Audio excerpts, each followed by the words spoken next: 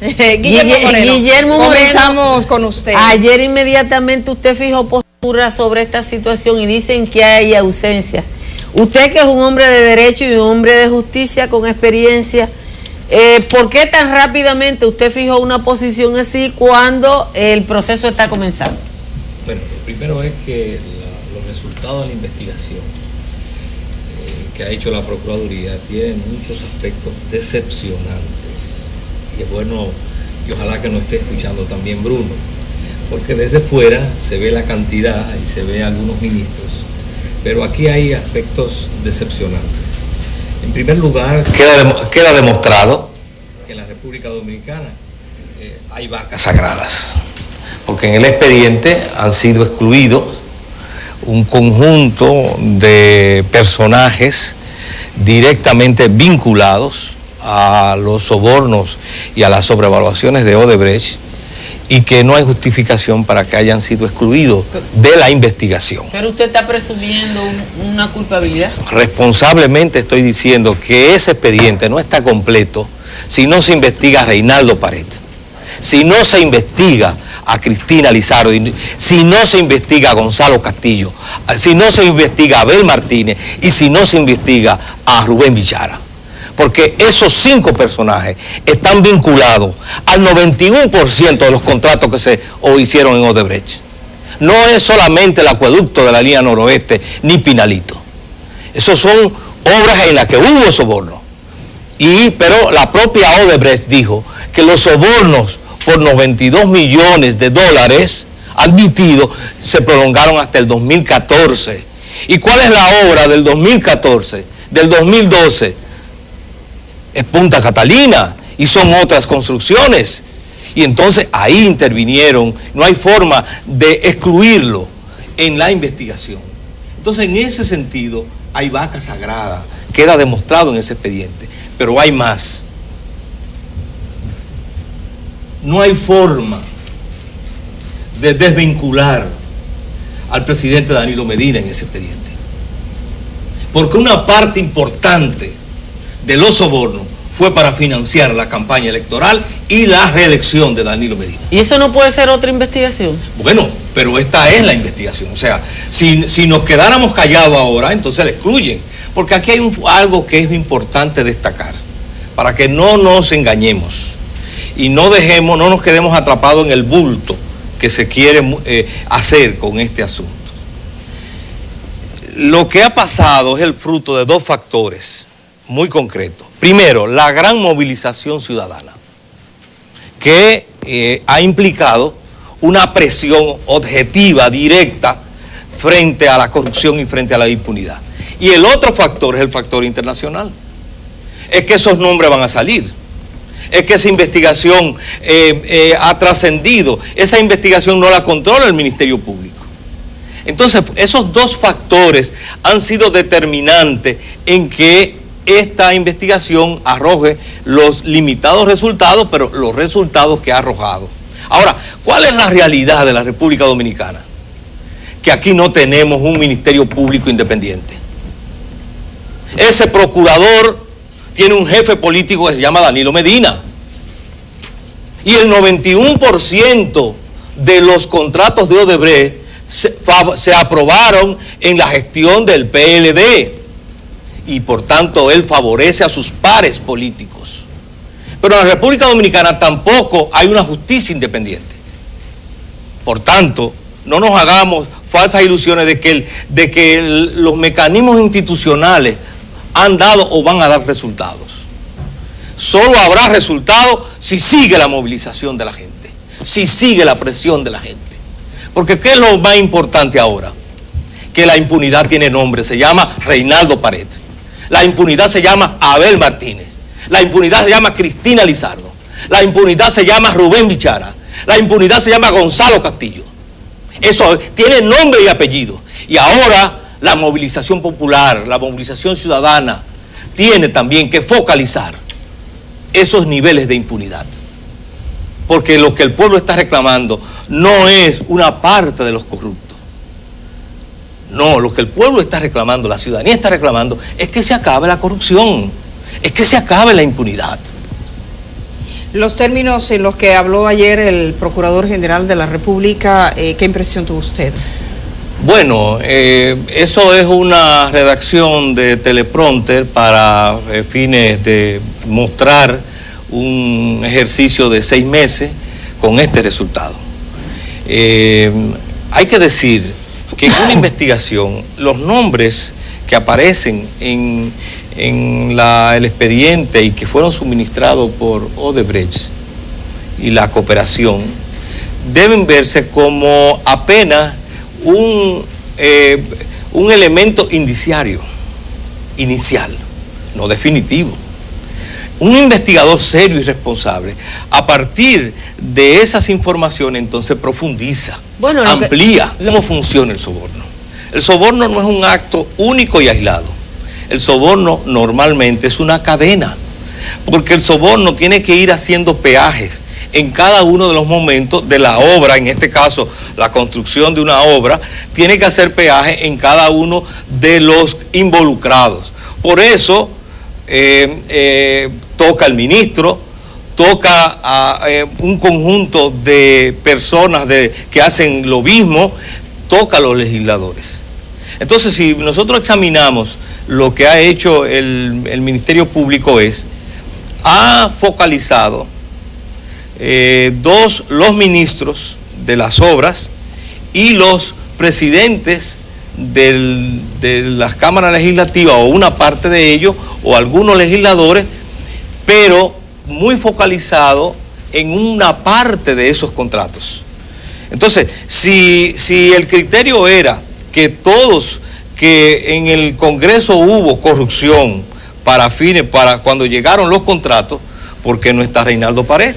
Bueno, pero entonces lo que nosotros decimos es que es inexplicable, porque en la propia confesión de Odebrecht no se quedó en el 2001-2004. No, Odebrecht nos dijo, nosotros pagamos 92 millones de sobornos por dos obras, o en el 2001-2006. Dijo, fue muy preciso, 2001-2014. Incluso tomemos en cuenta que no son 2 años de término ni de comienzo de periodos presidenciales, sí, sino que son intermedios, 2001-2014. Es decir, que fue muy claro el hecho de que los sobornos se proyectaron durante todo este periodo.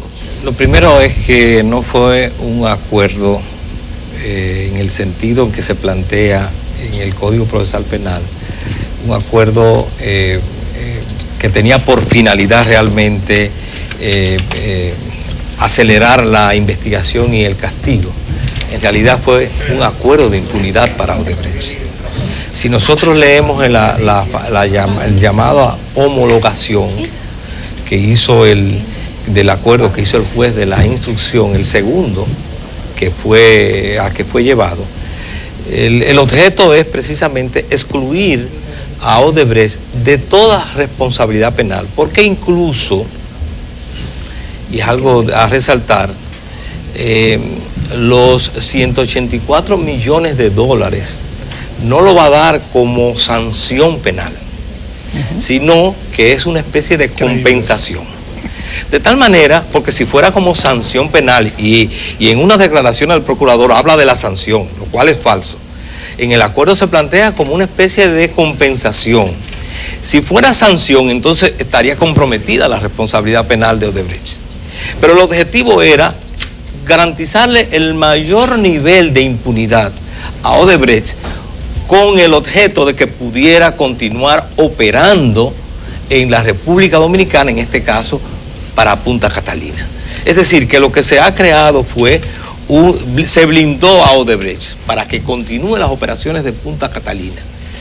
Por eso no es casual que la segunda declaración de Mónica Moura en Brasil, que es precisamente la estrategia era garantizar la impunidad a Odebrecht aquí y que continuara sus negocios a cambio de que tanto Joao Santana como Mónica Moura le garantizaran impunidad. Es importante decir, el impacto que en su momento y la utilización orquestada que se dio de la segunda declaración de Mónica Moura, en la cual desmentía lo que había dicho a la Policía Federal de Sao Paulo cuando admitió que efectivamente se había financiado con 5 millones de dólares la campaña electoral. Hay protocolos específicos para la recepción de documentación, pero tiene que ser producido también localmente y tiene que ser avalado.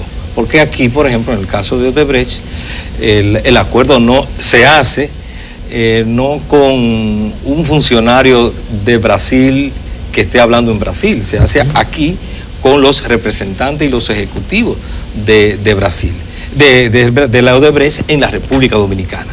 Y respecto de las obras que ellos efectivamente ejecutaron aquí. Ahora, ¿qué es lo importante? Que eso es una prueba inicial, indiciaria, original, a partir de la cual la función del Ministerio Público es seguir el hilo. En el investigador, normalmente, cuando se comete, por ejemplo, un homicidio, todos los ciudadanos somos potenciales imputados. Ahora, ¿cuál es la circunstancia que hace el que va a investigar? Que comienza a encontrar elementos que vinculan a un grupo limitado de la población con ese asesinato. Y entonces comienzan con amigos, enemigos, familiares, deudores, y se va reduciendo. Es decir, va siguiendo. Así mismo debió hacer el Ministerio Público aquí. A partir de esos elementos, de la confesión que hace Odebrecht, de que sobornó en 17 obras, porque lo bueno de esto es que sobornó, dio 3 datos clave. Estableció el periodo 2001-2014. Segundo, dijo el monto. Y tercero, era evidente que eran las 17 obras. Entonces en esas obras hubo ministros que la concertaron. Había presidentes que estaban por encima del ministro. Había además ingenieros, contratistas. 3, había legisladores que aprobaron eso. Entonces, a partir de esa información, no vamos a pensar que en Brasil había en los papeles de Odebrecht todos los datos de cómo se distribuyó el soborno. Es más, muchas veces ni el objeto final, porque lo que va a figurar en el que da el soborno es que le entregó un soborno, muchas veces a través del lobista, sí, del mediador, y el mediador es que le dice, entregué el soborno y da un nombre al ministro.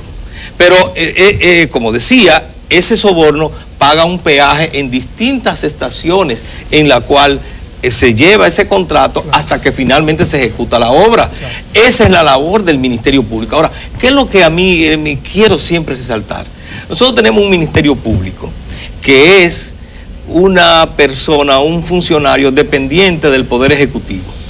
Y resulta que el Poder Ejecutivo, que en este caso es Danilo Medina, el presidente de la República, que es el que lo nombra, precisamente el Ministerio Público ha sesgado la investigación porque ha excluido de la investigación y de la imputación el segmento que involucra directamente a su jefe político. Lo cual es un absurdo lo que ha dicho, porque precisamente lo que se ha abierto es un proceso que si ya estuviera cerrado, lo que debió entonces fue pedir ya la sanción. Ahora, por ejemplo, se abre la posibilidad, si hubiera voluntad, si fuera una investigación seria, responsable, para buscar acuerdos bilaterales con muchos de los imputados. Porque, por ejemplo, y es lamentable que en este país no tengamos dirigentes públicos de carácter, porque, por ejemplo, un caso como Díaz Rúa, que está implicado en muchas de estas cuestiones de manera reiterativa, y son varios los momentos que se ha visto señalado, incluso con pruebas más que evidentes. Él tiene ahora el dilema: él va a cargar con toda la responsabilidad, o él tiene la posibilidad de hacerle un bien a este país. Y no solamente él admitir si recibió soborno, sino también de decir para qué y quién fue el beneficiario de esos sobornos. Y esas son de las cuestiones que debiera explorar el Ministerio Público ahora. Que debiera explorarse en este marco. Y ellos mismos también tomar iniciativa. Guillermo, ¿querrá el Ministerio Público bueno, que entonces, eso suceda? por eso he dicho, Eso es importante, que no tenemos un Ministerio Público independiente. Es más, pero eso puede ser parte de la estrategia de la defensa también. Es más, bueno, incitar, buscar, sí, tratar de... ¿Qué es lo que ha pasado en Brasil? Pero el acuerdo no se hace entre la digamos la defensa y el juez tiene que ser, sino es entre el Ministerio Público. Ahora, la defensa podría aconsejar a muchos de estos imputados, decirle, mira, tú te expones a 10 años, a 20 años de cárcel y a tal tipo de sanción. Vamos a lograr un acuerdo, porque Odebrecht, por ejemplo, que es la que sobornó con 92 millones, no tuvo ningún reparo en evidenciar una serie de informaciones y precisamente por eso obtuvo algunos beneficios tanto en Brasil como en Estados Unidos y también aquí, incluso aquí obtuvo la impunidad. Aquí obtuvo tanto que continuó operando, lo cual es algo grave, que una empresa delincuente como Odebrecht se mantenga operando en la República Dominicana, una empresa que violó las leyes, que vino a sobornar legisladores, que vino a sobornar funcionarios públicos. Eso es inaceptable. Que se dejaron sobornar, que no fue obligado. Y además de eso, continúa construyendo la obra más costosa de todas las que contrató. Entonces, ahora se pueden lograr también a esos acuerdos. Por eso este caso todavía puede dar. Y por eso es tan importante la presión popular, la presión ciudadana, porque precisamente esa debilidad que tenemos en el Ministerio Público, que es un Ministerio Público que está al servicio de los intereses del Ejecutivo, de Danilo Medina, de un sector político y que ha sesgado a la investigación, la presión popular, la presión ciudadana, poniéndole nombres y apellidos ahora a la impunidad y movilizándose, es lo que puede presionar para que esta investigación vaya más allá. Y esa presión es importante también frente al juez, para que también el juez sepa que los ojos, no solo de los 10 millones, hay 20 millones de dominicanos sobre él, que exigimos sanción para los corruptos, el fin de la impunidad. Bueno, gracias.